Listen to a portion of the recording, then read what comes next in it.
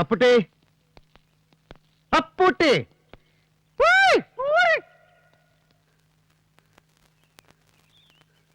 വണ്ടിയുടെ ശബ്ദം കേട്ടു. ഞാൻ ആ പത്താപ്പേരുടെ പിന്നിലായിരുന്നു. പക്ഷെ തീരെ പ്രതീക്ഷിച്ചില്ല കേട്ടോ. അങ്ങനെ പ്രതീക്ഷിച്ചിരിക്കുമ്പോ കേറി വന്ന എന്താ അപ്പുട്ടി അതിനൊരു മേളം ഡിമാന്ന് വന്ന് വേണം. മുമ്പും താൻ എന്നെ അങ്ങനെയല്ലേ കണ്ടിട്ടുള്ളൂ. പകല് വെളിച്ചത്തിൽ നമ്മൾ തമ്മിൽ കാണുന്നത് ആദ്യം എന്നാ തോന്നേ.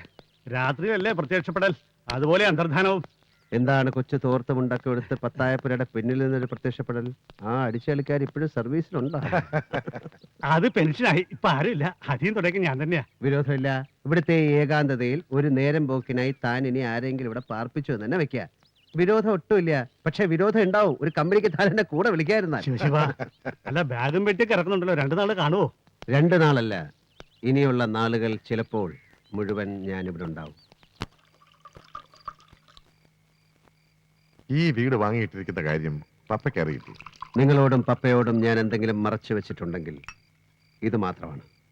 വെറുതെ ഒരു സർപ്രൈസ് തരാൻ. ഇവിടെയാണോ ജനിച്ചതും ചൈൽഡ്ഹുഡ് ചെലവഴിച്ചതൊക്കെ? ജനിച്ചത് ഈ വീടിനപ്പുറത്ത് എവിടെയോ ഒരിടത്ത്. ഞാൻ ബാല്യം ചെലവഴിക്കുകയായിരുന്നില്ല, കണ്ണീര് കുടിച്ച് അനുഭവിക്കുകയായിരുന്നു. അച്ഛൻ മരിച്ച 2 കുട്ടികളെയും കൂട്ടി അമ്മ തറവാട്ടിലേക്ക് കയറി വന്നപ്പോൾ അമ്മാവന്മാരുടെ ദുർമുഖങ്ങളും അമ്മായിമാരുടെ ആട്ടും തുപ്പുമായിരുന്നു സ്വീകരിച്ച് ആനയിച്ചത്. ഉരപ്പുരയുടെ നിലത്ത് അമ്മ മരിച്ച് തണുത്ത് കിടന്ന ശേഷം അധിക നാൾ ഇവിടെ കഴിയേണ്ടി വന്നില്ല. പോയി. 14 വയസ്സുകാരൻ ഏട്ടൻ 6 വയസ്സുകാരി അനിയത്തെയും കൂട്ടിപ്പോയി. ചോരയ്ക്കും പണത്തിനും ഒരേ മണമാണെന്ന് തിരിച്ചറിയാൻ തുടങ്ങിയിട്ട് എത്ര കാലമായി കാണും? അറിയില്ല. അവളെ ഒന്നും അറിയിച്ചിട്ടുമില്ല. ഈ പഴയ അമ്മാവന്മാരും അമ്മായിമാരും ജീവനോടെ ഉണ്ടോ ഇപ്പോഴും? നമുക്കൊരു വിസിറ്റ് നടത്തിയിരുന്നു. ഉണ്ടാവാം, അന്വേഷിച്ചിട്ടില്ല. അത് വേണ്ടടോ. നമുക്കങ്ങനെ വേഷം കെട്ടി കാണിച്ചാരെയും തോൽപ്പിക്കണ്ട. കോടികൾ കണ്ടു മടുത്ത മനുഷ്യന്റെ പേരിൽ ഇന്ന് ഈ ഭൂമിയിലുള്ള ആകെ സ്വത്ത് ഈ വീടാ. ബാക്കിയെല്ലാം അനിയത്തിയുടെ പേരിലല്ലേ? അവളുടെ പേരിൽ, എന്റെ പേരിൽ. അങ്ങനെ ഒരു വേർതിരിവുണ്ടോ സേതു? കാലം ചീത്തയാണ്. മനുഷ്യനാണെങ്കിൽ പണത്തിനോടുള്ള ആർത്തി കൂടുതൽ കൊണ്ട് എന്തും ചെയ്യാൻ പഠിക്കാത്ത ചീത്തക്കാലം. പപ്പയ്ക്കുള്ളത് എന്താണെന്ന് വെച്ചാൽ എഴുതി കൊടുത്തിട്ട് ബാക്കി സ്വന്തം പേരിലാക്കണം. സ്വാമി എന്തൊക്കെയാ പറയുന്നത്? അതിൽ കാര്യമില്ല. കോളിയോടന്മാരുടെ ഇപ്പോഴത്തെ കണ്ടീഷൻ ശേഖരം മുതലാളിയുടെ പഴയ കോണകം വരെ വിൽക്കുന്ന ലെവലിലാ. അപ്പുട്ടി, ഒരു കുപ്പിയോട് എടുക്ക. സ്വാമി, വീട്ടിൽ വളർത്തുന്ന ഒരു പട്ടി തേങ്ങ പൊതിക്കുന്നതായ ഒരു വാർത്ത പേപ്പറിൽ വായിച്ചോ? വായിച്ചിരുന്നു, പക്ഷെ ഇപ്പോഴാണ് നേരിട്ട് കാണാൻ ഭാഗ്യം ഉണ്ടായത്. എന്തേലും വെറുതെ കളിക്കുന്നത്? ഒന്നുമില്ലേ? സേതു വന്നല്ലോ. ഫോൺ ചെയ്തോ സേതു? ലൈൻ കിട്ടുന്നില്ല. ഏതായാലും പപ്പയും നന്ദനും പോയിട്ടില്ല എന്നുള്ള ഉറപ്പാ. യാത്ര ക്യാൻസൽ ചെയ്തെന്നാ ഇന്നലെ അവിടെ വിളിച്ചപ്പം പറഞ്ഞത്. അവൾക്ക് അസുഖമൊന്നുമില്ലല്ലോ, അതറിഞ്ഞാ മതി. ഒന്നും കാണില്ല, വേറെന്തെങ്കിലും റീസൺസ് ഉണ്ടാവും. സേതുവിന് ഇന്നലെ കുഞ്ഞിപ്പാലുവിനെ കിട്ടിയോ?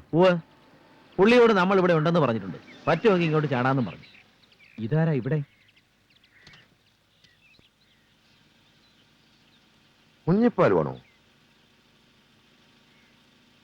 എന്താ ഒരു സസ്പെൻസ്? ഇറങ്ങുവായി. ഈ കുരിശ ഇതെങ്ങനെ ഇവിടെ? എന്താ ഡോക്ടർ മാലതി മേനോന്റെ ക്ഷമയില്ലാത്ത മോൾ ഇവിടെ? എനിക്ക് പപ്പയുടെ ഏട്ടനെ കാണാൻ, സംസാരിക്കാൻ. എങ്ങനെ അറിഞ്ഞു ഞങ്ങൾ ഇവിടെ ഉണ്ടെന്ന്? ഒരുപാട് അന്വേഷിച്ചു. ഒടുവിൽ കുഞ്ഞുപാലുവേട്ടൻ പറഞ്ഞു തന്നു. പിന്നെ ഒരു ഫ്രണ്ടിന്റെ കാറും കടം വാങ്ങി ഇനി പോന്നു. അമ്മയ്ക്കറിയോ? ഇല്ല, പറഞ്ഞാ വിടില്ല. സോ പറയാതെ ചാടി. മോള് കിട്ടുന്ന സ്പീഡിൽ വണ്ടി തിരിച്ചുവിട്. വെറുതെ ഓരോ കുഴപ്പങ്ങൾ ഉണ്ടാക്കണ്ട. അവരവിടെ കിടന്ന് അന്വേഷിക്കില്ലേ? പോവാം. എനിക്ക് സംസാരിക്കണം. എന്ത് സംസാരിക്കാൻ? ആരെന്ത് പറഞ്ഞാലും എനിക്ക് ഈ വിവാഹത്തിന് സമ്മതമാണ്. എനിക്ക് സമ്മതമല്ല. എതിർപ്പുകളെ അവഗണിച്ച് ഒളിച്ചോടി കല്യാണം കഴിക്കാൻ പറ്റിയ ഒരു പ്രേമരോഗി പയ്യൻസിനെ ക്ഷമ എന്നിൽ പ്രതീക്ഷിക്കരുത്. ഗോൾഡ് സ്മഗ്ലിംഗ് കേസിൽ 2 ദിവസം പോലീസ് ലോക്കപ്പിൽ കിടന്ന എന്നെ അംഗീകരിക്കാൻ ക്ഷമയുടെ വീട്ടുകാർക്ക് ബുദ്ധിമുട്ടാവും. അവരുടെ മാനസികാവസ്ഥ ക്ഷമ മനസ്സിലാക്കണം. ഞാനത് കാര്യമാക്കുന്നില്ല. എനിക്കറിയാം പപ്പയുടെ ഏട്ടനെ. എന്നെയോ? എന്നെ അറിയാമെന്നോ? ഇല്ല കുട്ടി, നീ അതിന് ശ്രമിക്കുകയും വേണ്ട. പൊയ്ക്കോളൂ. കുറച്ചു കാലം കഴിയുമ്പോൾ ഈ ഇൻഫാക്ച്വേഷൻ മാറും. സ്വാമി, ആ കുട്ടിക്ക് പറഞ്ഞ് മനസ്സിലാക്കി കൊടുക്കുക.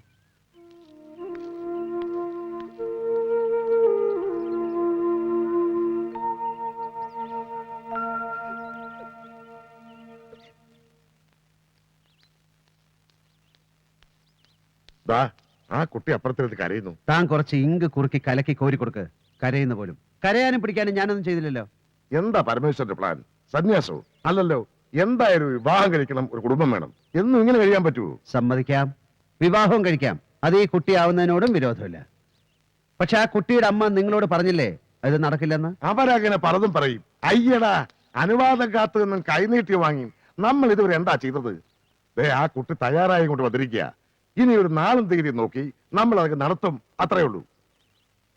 വേണോ സ്വാമി? വേണം ഉസ്താദ്. എന്നാ നിങ്ങൾ ആ കുട്ടിയെ പറഞ്ഞേക്ക്. ഇന്ന് തന്നെ കെട്ടണമെന്ന് വാശിയിലൊന്നും അല്ലല്ലോ. സമയം മറട്ടെ. അതൊന്ന് നേരിട്ട് പറയേ. എന്നിട്ട് സന്തോഷമായിട്ട് ആ കുട്ടിയെ യാത്രയാക്കി. ഡോ,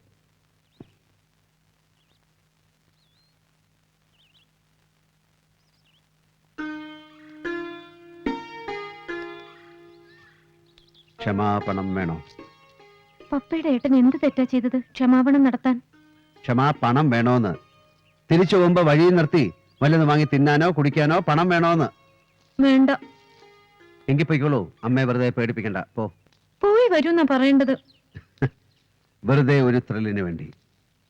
രക്ഷിതാക്കൾ എന്ത് പറയുന്നു അതിനെ നിഷേധിക്കാൻ, വളർത്തി വലുതാക്കിയവരുടെ മുഖമടക്കി തുപ്പാൻ. അതായി തീർന്നിരിക്കുന്നു വിവാഹം. നമുക്കത് വേണ്ട കുട്ടി. ഞാൻ വരാം. ക്ഷമയുടെ അമ്മയെ കാണാം. അവർ നിറഞ്ഞ മനസ്സോടെ അനുഗ്രഹിച്ച് നടത്തട്ടെ വിവാഹം. മതി, കാത്തിരിക്കാൻ ഞാൻ തയ്യാറാ. ഒരുത്തി ഇങ്ങനെ ഇരിപ്പുണ്ടെന്ന കാര്യം ഒരാൾക്ക് ഓർമ്മയുണ്ടാവണം. മറന്നു പോവരുത്. നിന്നെ പോലെ ഒരു കാന്താരി മുളകിനെ ഞാൻ കെട്ടിപ്പൂട്ടിയിടുന്നതാണ് നല്ലത്. ഇല്ലെങ്കിൽ നീ ഈ സമൂഹത്തിൽ ഒരു വലിയ പ്രസ്ഥാനമായി മാറി ചുറ്റിക്കളികൾ ഒരുപാടുണ്ടാക്കും. പൊയ്ക്കോ. പോയി വരാനായി ഇപ്പൊ പൊയ്ക്കോ. ദേ സ്വാമി.